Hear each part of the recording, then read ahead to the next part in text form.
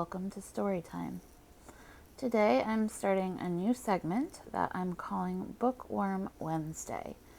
So this will feature excerpts from books that I've already published that you can check out on Amazon, or something that is a work in progress, so you get a sneak peek before anything is released. So I invite you to sit back and relax and enjoy the story. Today I'll be reading an excerpt from my most recently published book, Have Faith. Have Faith is a Christian romance, although it does have some darker themes and suspenseful plot twists. Those familiar with my books know I do love my plot twists. The main character is a young woman named Zoe Miller. Zoe is cute, sweet, quirky, and sometimes too caring. Here, she has just gone through a rough breakup, and her ex isn't too keen on letting go. Zoe wants to focus on her job with the church, her family and friends, and herself. Zoe's family and friends have other plans for her, and much to her dismay, the universe sides with them. A natural disaster causes Zoe's best friend, Alexis, to move in and rewires Zoe's way of thinking about living alone. Then, Zoe discovers significant dangers within her family and her job and spends time with 3 eligible bachelors to sort the messes.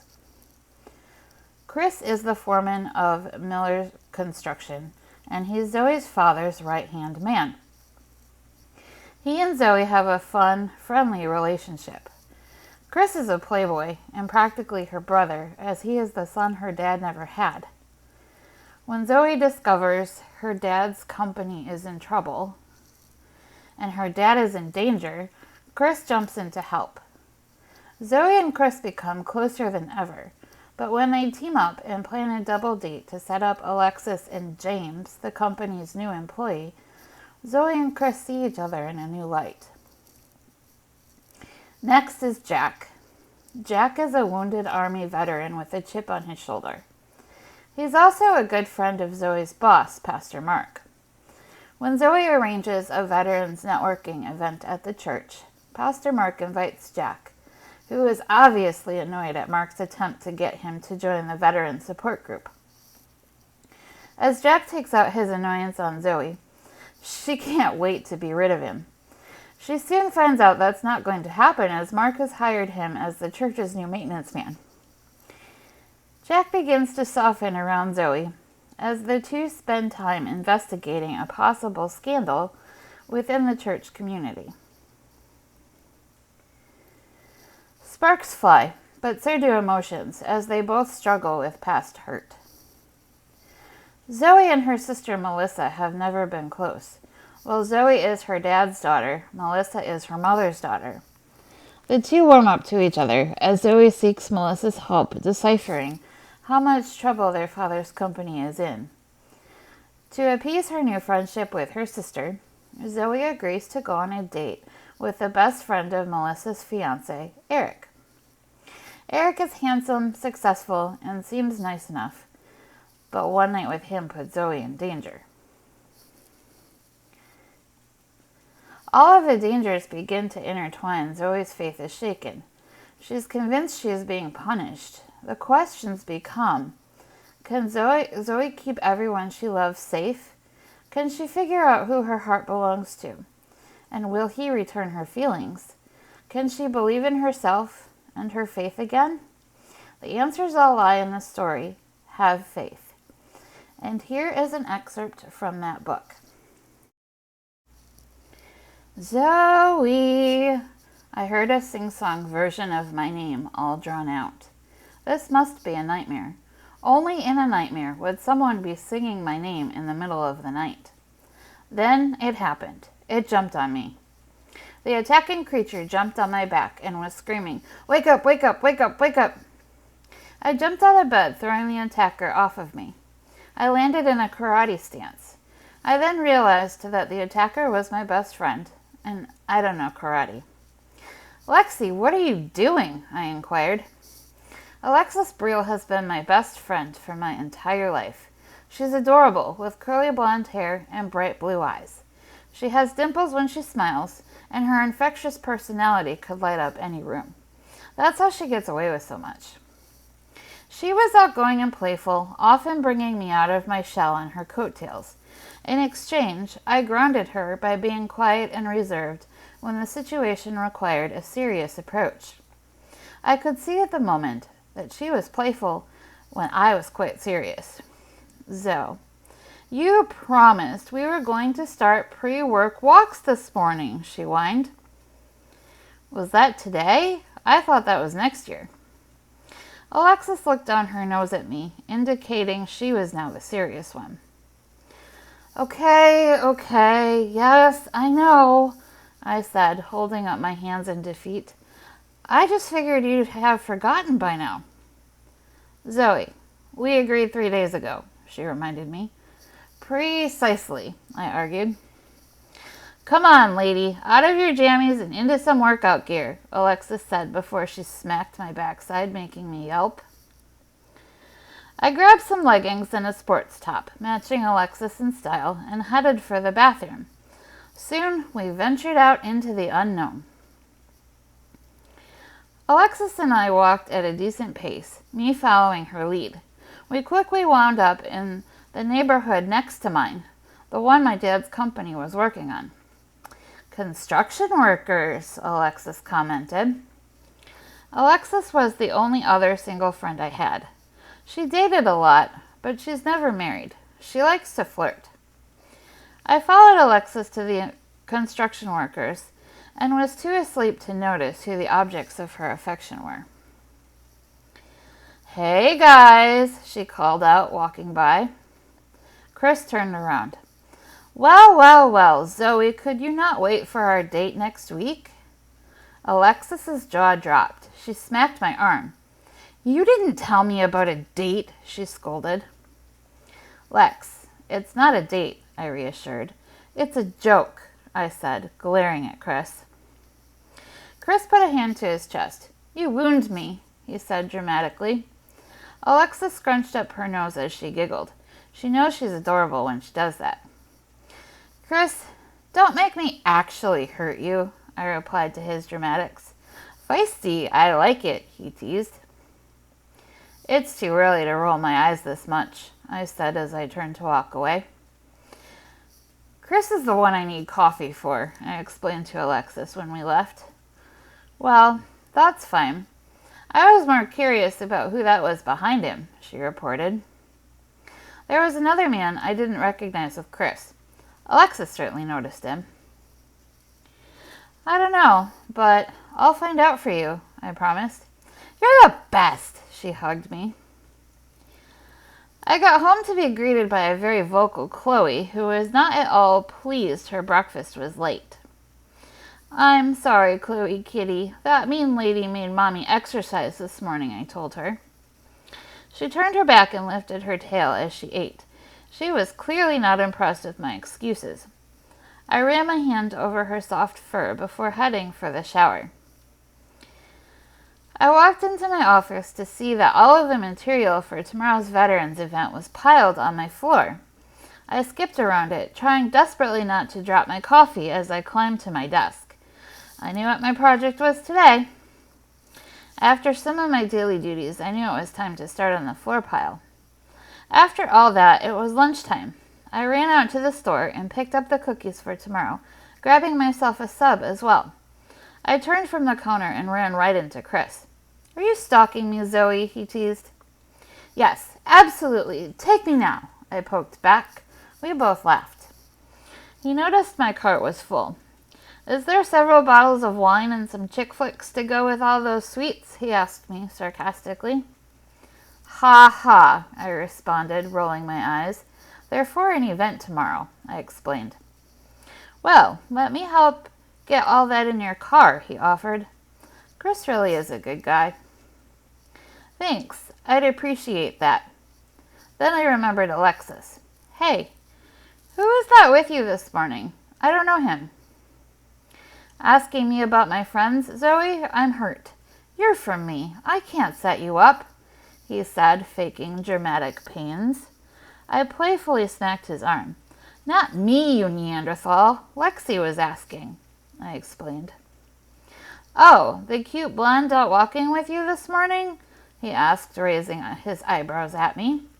It was my turn to cover my heart in fake pains.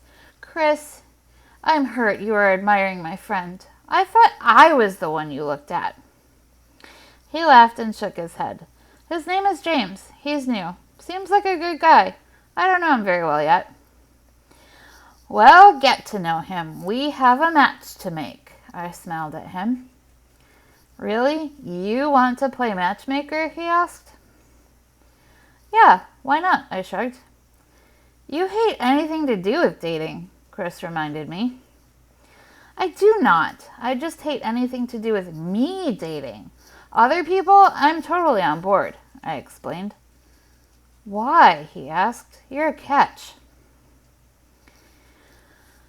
Well, the only ones fishing are the ones that should be thrown back themselves, I said. Chris laughed. Okay, so you want to fix up Alexis and James? Yep. How about we double? He asked. You and who? I asked him. It has to be someone Alexis can stand. Chris rolled his eyes. How about her best friend? Are you asking me out? I raised my eyebrows at him.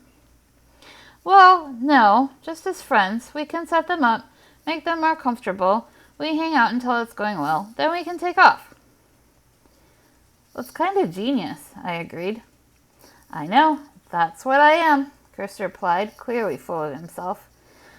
And the moment is over, I teased. He laughed. The day of the veterans event.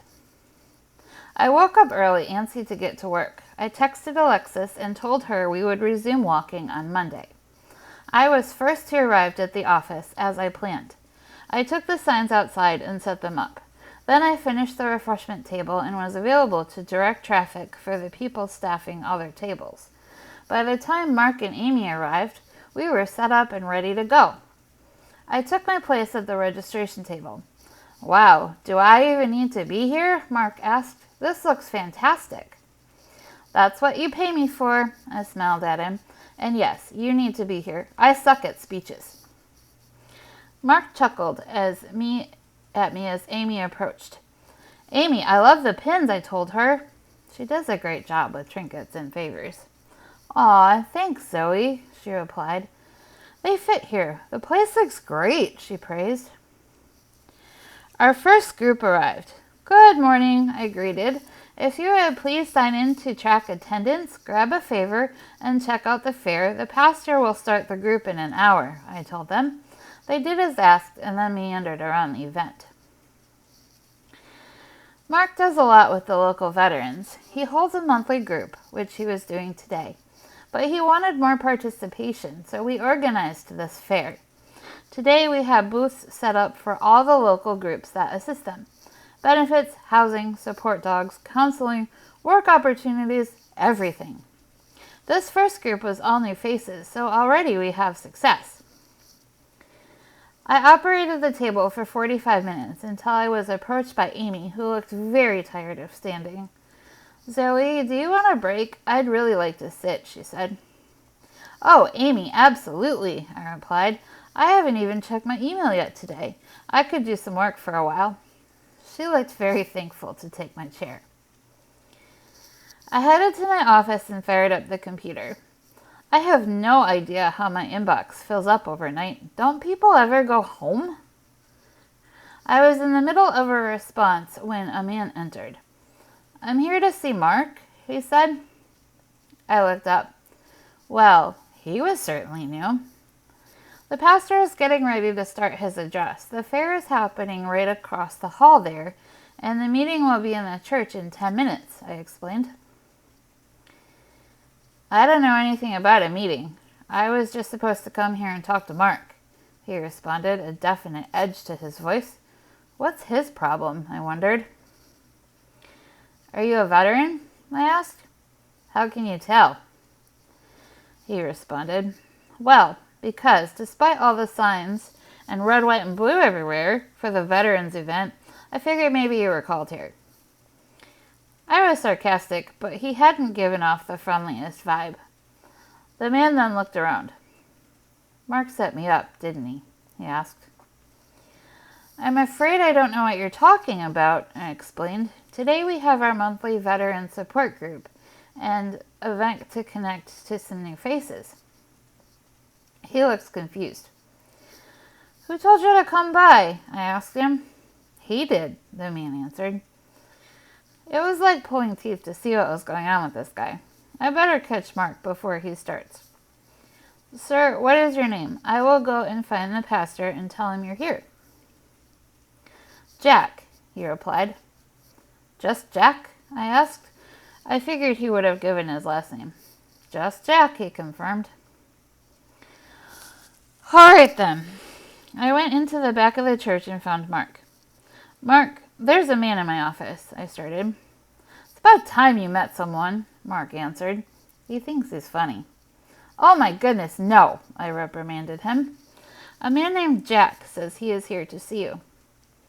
"Jack is here?" Pastor Mark answered, clearly delighted with this news. "Yes, sir," I replied. He all but ran by me, headed for my office. "Jack," he exclaimed, "I am so glad to see you." He wrapped the man in a hug. "Good to see you too, Mark, but why am I here?" Jack replied. "Listen, I'm hosting a meeting. How about you join us, and then we will chat after. We can do lunch. Zoe will get something ordered in," Mark said as though I wasn't here. "Sure, Zoe will take care of that," I chimed in. "Okay, sounds great," Jack said. "Come on," Mark said, putting his arm around Jack's shoulders, leading him toward the fair. They stopped by the registration table, and Amy jumped up to wrap her arms around Jack. It was clear now that he was a friend. He just hadn't been very friendly to me. I announced to the banquet hall for everyone to head to the church for the meeting before returning to my office. I called the deli and put in a lunch order before starting on the big stack of paperwork. I was interrupted long enough to accept lunch as the fair was ending. I delivered it to the conference room before heading for cleanup in the banquet hall. Amy asked if I would join them. It appeared Jack was shooting daggers, so I politely declined. I wonder what I did to him. I thanked everyone who operated the other booths and made sure we had correct contact information for them before hauling in big barrels to sweep up the mess in the empty room. After putting the clean tables away and hauling the garbage out, I brought the registration information to my desk. I found a sandwich, macaroni salad, and a cup of fruit sitting there.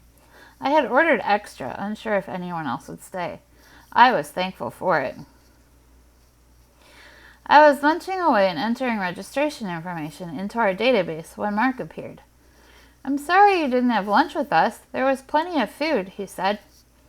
"Oh, I know there was. I ordered it." I smiled at him. I knew I was being a smart aleck, but it was okay. He's used to it. "I wasn't sure who was going to be staying," I explained. "Jack Hudson is an old friend. We served together," Mark explained. Before taking over the church, Mark was an army chaplain. "I see," I explained. Hopefully it was nice to have some time to catch up. I was now glad I hadn't interrupted his catch-up time with an old friend. "Jack has been through a lot," he continued. I was hoping he wouldn't give me details. It wasn't any of my business. "He's lucky to have such a good friend to guide him through to the light," I offered. "Well, hopefully that can happen as he spends more time here. I hired him to do the maintenance. He starts orientation with you on Monday," Mark reported and walked away. Fantastic.